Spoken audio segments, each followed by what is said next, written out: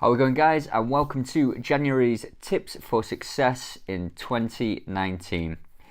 So today we've got tip number 7, okay, and this is going to be about how to add shape and size to your physique ready for the summer. So you've heard me mention before that, I'm a big fan of adding some muscle and adding some shape to your physique before you begin a fat loss phase.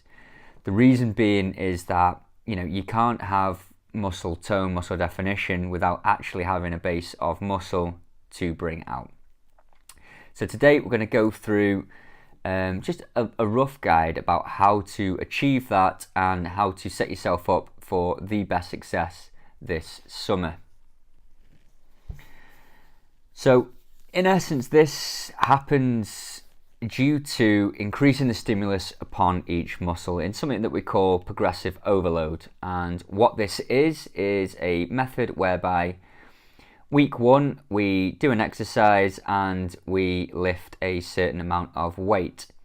The next time that we come back to this, we might then try and go the next weight up if we're on a machine, or add a couple of plates to increase the weight on the bar.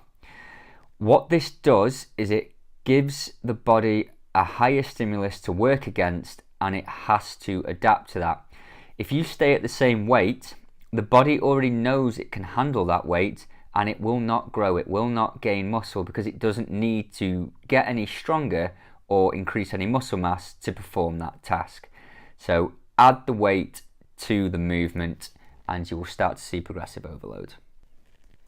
Another aspect of this is making sure that you're giving the body enough training frequency on a certain muscle group to give yourself some growth.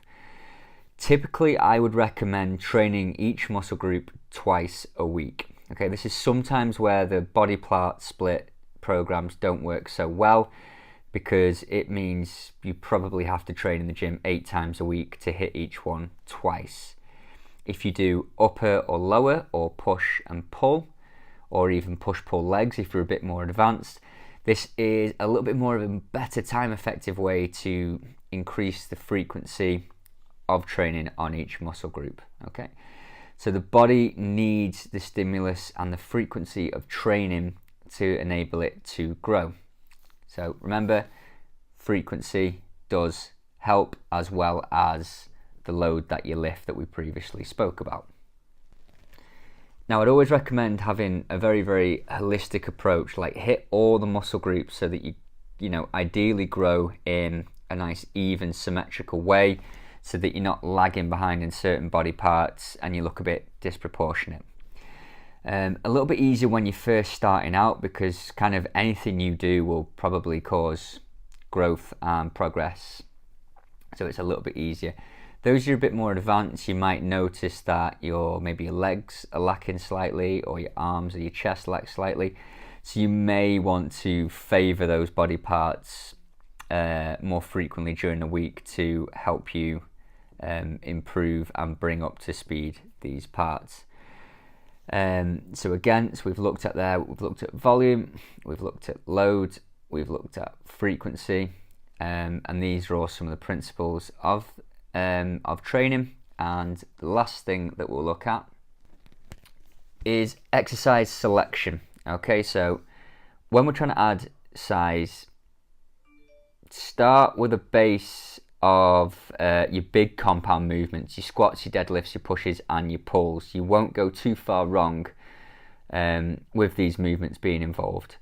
You can then add in the isolation stuff, so arm work, sort of aspects of your legs. But one thing I would say, guys, and is stay away from the sort of Instagram stuff. Now, this is probably more aimed towards women, especially women looking to increase the size of their glutes. The kicks with no weight at all, they're a good activation exercise, they're a good finisher, but if you want to grow your glutes, hit the big moves like your sumo deadlifts, like your hip thrusts. You will get so much more growth from that move. So the take home here, guys, is pick the big movements. They're going to give you so much more per rep if you like. Add in some isolation work to sort of give a greater volume and frequency on each muscle group. Train each muscle group at least twice a week, whatever fits for you realistically time-wise, and increase the weight you lift each session you come in or each week. Okay, that gives the body a reason to change shape and grow and get stronger. It's not always going to be possible to increase the weight of the on the bar, so what you can do here is maybe add one more rep in just to give an increase in volume, or add another set in to again increase the volume. I'd say every 6th week though, take a deload, and what this will do is it allows you just to have a slight break from the progressive overload. It is in the recovery that the body will adapt.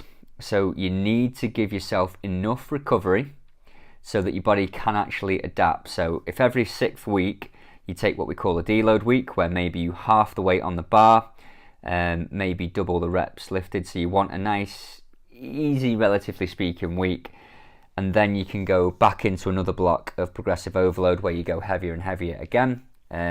These regular breaks will help you avoid injury, and will actually help you improve by allowing the body to adapt. I hope that helps, guys. If you do have any questions, please don't hesitate to give me a shout in the comments or message me, and I will see you tomorrow.